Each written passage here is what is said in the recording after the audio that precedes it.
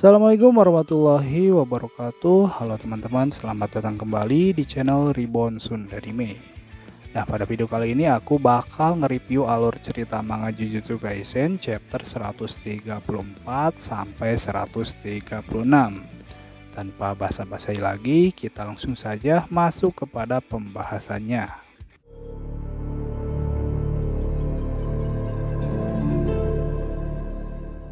Di awal cerita manga kali ini, diperlihatkan setelah Geto Suguru mengubah Mahito menjadi calon santapannya, kemudian ia pun sedikit membicarakan tentang Kyokunoban kepada Itadori. Menurut keterangan Geto, Kyokunoban adalah salah satu misteri dari teknik yang sama seperti wilayah.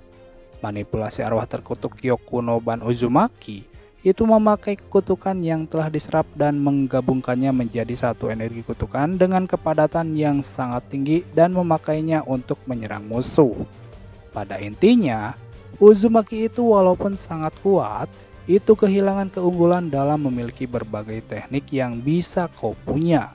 Awalnya, Geto tak begitu memperhatikannya.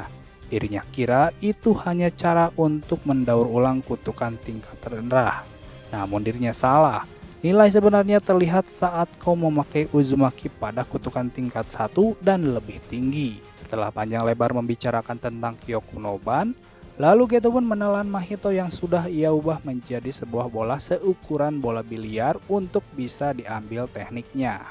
Nah, rupanya pada saat dia berdiri lama di tempat tersebut, Geto ini sedari tadi sudah menyadari keberadaan Nishimiya yang sedang melayang dengan sapunya tepat di atas kepalanya.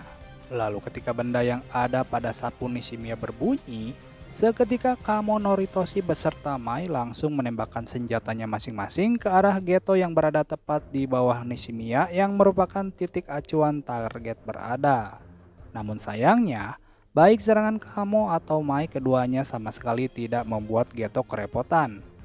Setelah berhasil menangkis dua serangan, tiba-tiba di belakang tubuhnya Miwa sudah bersiap untuk menyerang Geto menggunakan teknik Shinkage Ryu Yaibato Ryu. Sayangnya, ternyata Geto juga sudah menyadarinya sehingga ia bisa menangkis dan mematahkan pedang Miwa.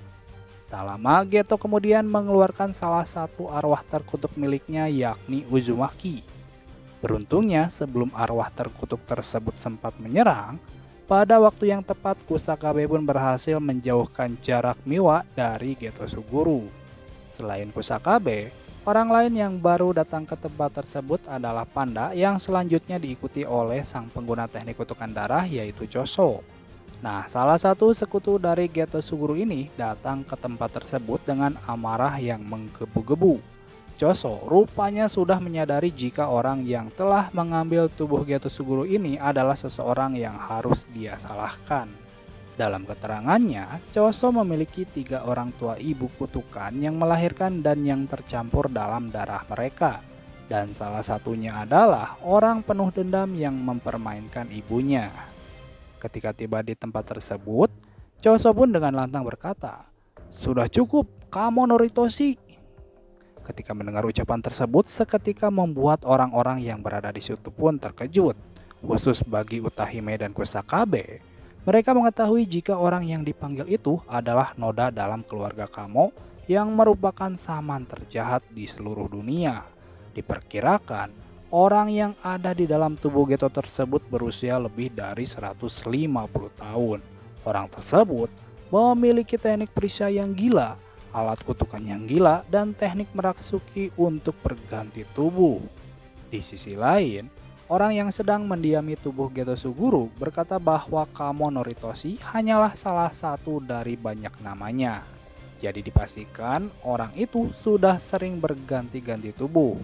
Lalu di panel selanjutnya diperlihatkan Choso nampak mencoba ingin mendekati Geto untuk menyerangnya. Karena ia marah, Geto telah menyuruhnya untuk membunuh Itadori yang ternyata merupakan adiknya sendiri. Namun tak lama tiba-tiba Uraume datang menghadang Choso.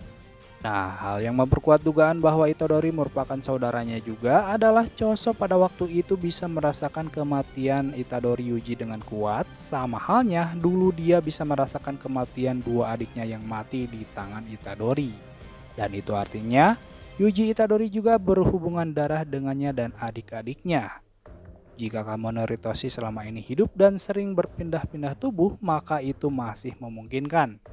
Jadi, yang kini harus dilakukannya adalah memenuhi perannya sebagai Oni-chan sebaik mungkin.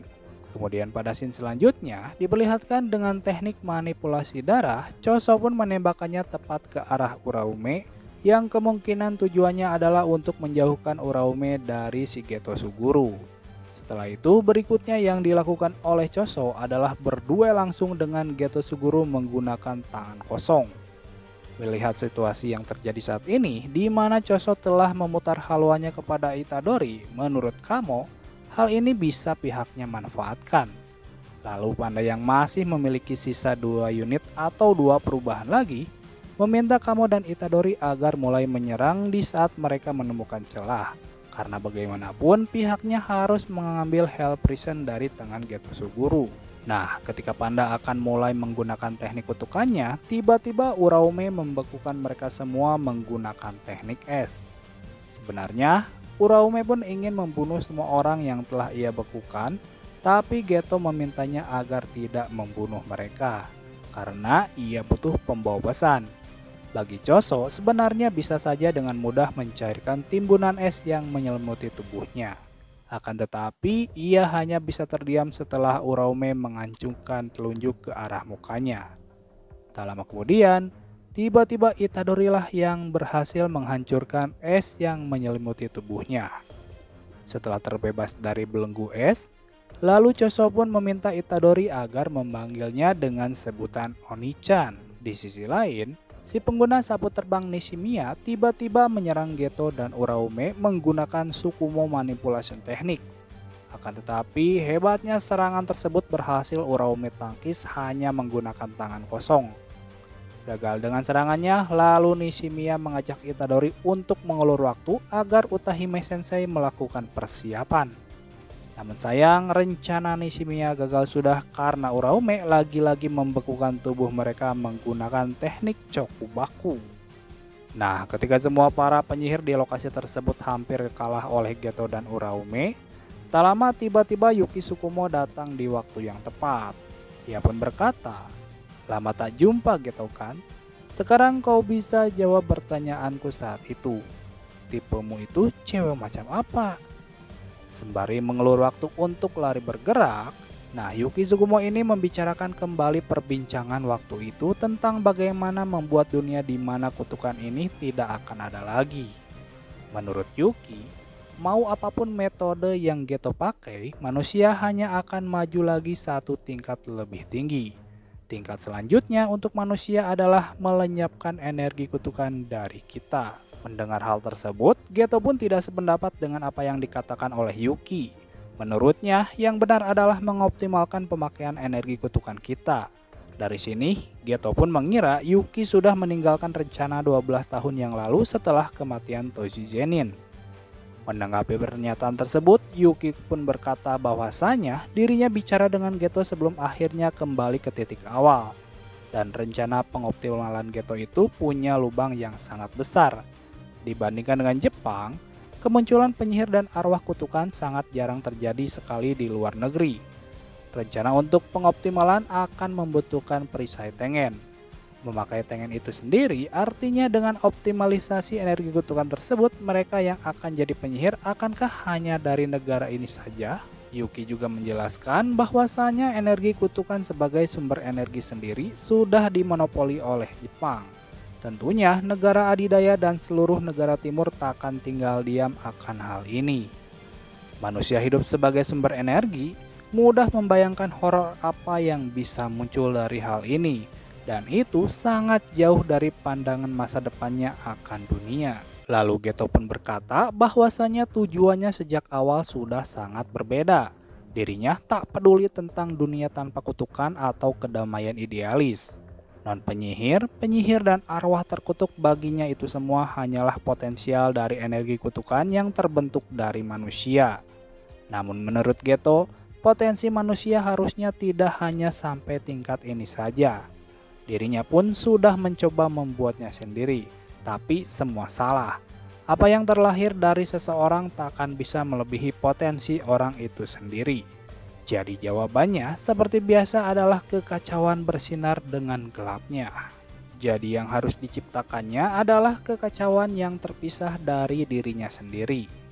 Lalu di panel selanjutnya diperlihatkan ketika pengambilan teknik Mahito selesai, tiba-tiba Geto Suguru menyentuh tanah dan menggunakan teknik Idle Transfiguration.